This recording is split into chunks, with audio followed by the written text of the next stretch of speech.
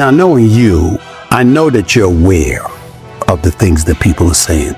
You're moving up in two-weight classes. You're the smaller man. Whatever you do, Terence Crawford, don't exchange against him. What do you feel you have to do? Be myself. I'm 41-0 for a reason.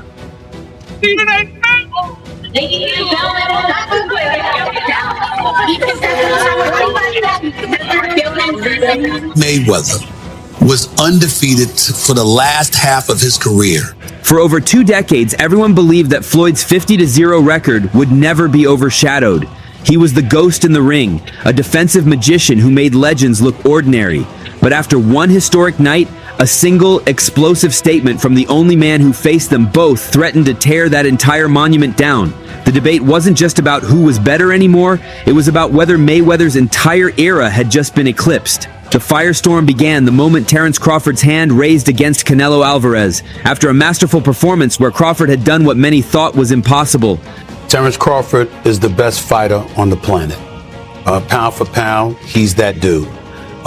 In this 4-belt era, he is now the undisputed world champion 3 times over. 140 pounds, 147, now 168 pounds, claiming all the belts. You don't see people doing that very often. Going up against a guy who was perceived as being bigger and stronger, Crawford was strong. Crawford was strong enough to fend him off, strong enough to make him respect his own power. He used his jab, he used his distance, he had poise in the ring, he wasn't rattled, he backed up and moved when necessary and kept us different. He exchanged enough to gain respect when necessary. It was a brilliant, masterful fight. But the real shock came in the post-fight press conference. When asked to compare Crawford to his former opponent, Floyd Mayweather, Canelo didn't hesitate. With the world's media hanging on his every word, he stated plainly, "If you can, compare and contrast the fight between yourself and Floyd Mayweather Jr. and tonight's bout with Terence Bud Crawford, if you can." No, I think Crawford is way better than Floyd Mayweather. Coming from the only fighter on the planet to share the ring with both men, this wasn't just an opinion. It was a bombshell that sent shockwaves through the sport. That single sentence ignited a debate that had been simmering for years, and it was about to draw a powerful voice into the fray. Stephen A. Smith, watching from the sidelines, was immediately captivated by what he witnessed.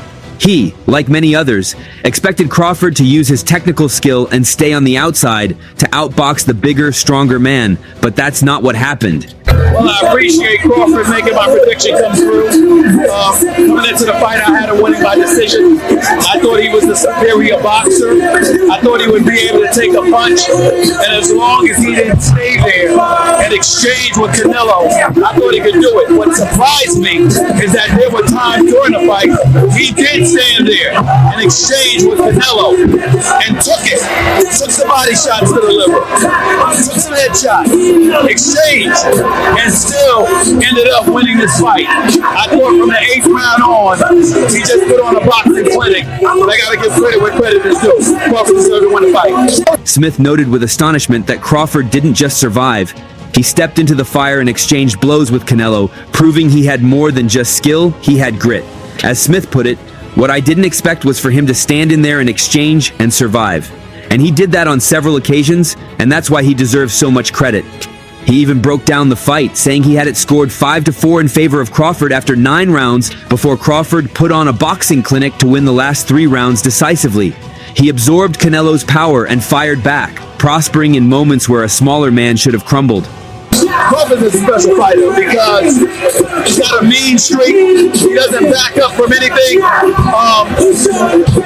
He's usually the superior boxer in the ring. He finds a way to win.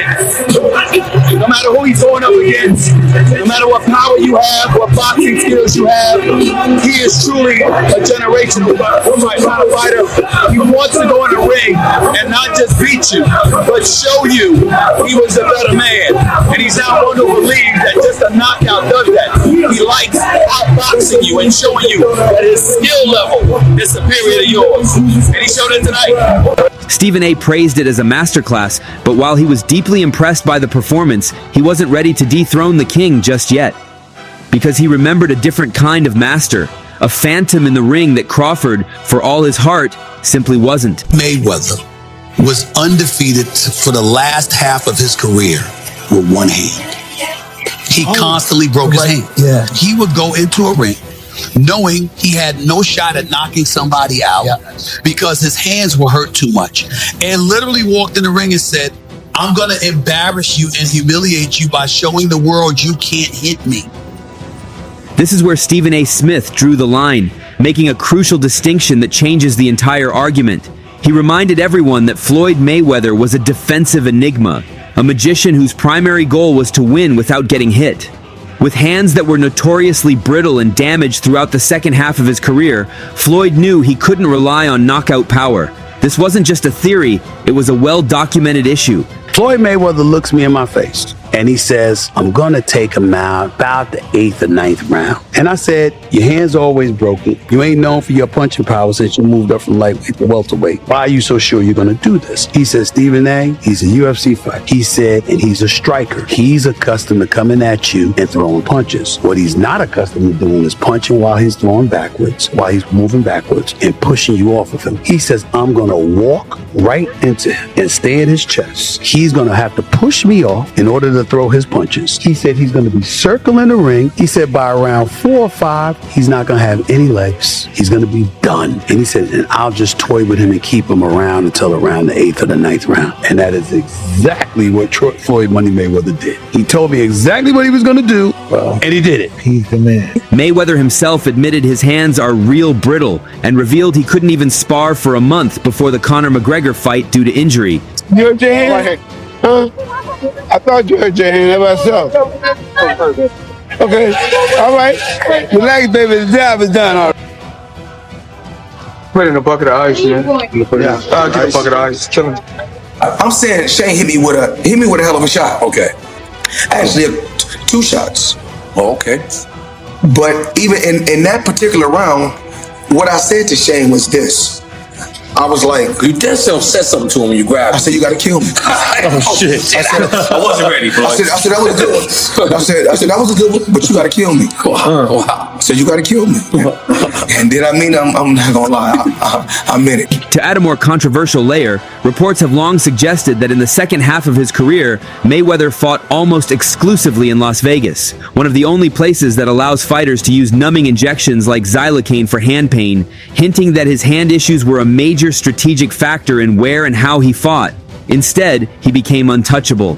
Rocky Marciano was 49-0. Before Floyd got to 50-0, he was a heavyweight champ. Did anyone ever consider Rocky Marciano the GOAT? No, not seriously, no. Why would Floyd be considered the GOAT? Because he beat more fighters than Rocky did, more great ones? That's true. But really, Floyd was careful in the way he selected opponents. Don't get that twisted. It's not that Floyd didn't fight a lot of great fighters. He did. It's not that I don't think he would have beaten a lot of the tougher fighters than he fought. I think he probably would have, but he didn't do it. He waited. He waited till Pacquiao wasn't at his best anymore. He didn't fight Margarito when Margarito was tearing everyone up. He waited for the right time to fight people. He got paid twice as much for fighting Pacquiao in a less dangerous fight than he would have had he fought him when everyone wanted to see a fight. Floyd is among the all-time greats, but he ain't number 1.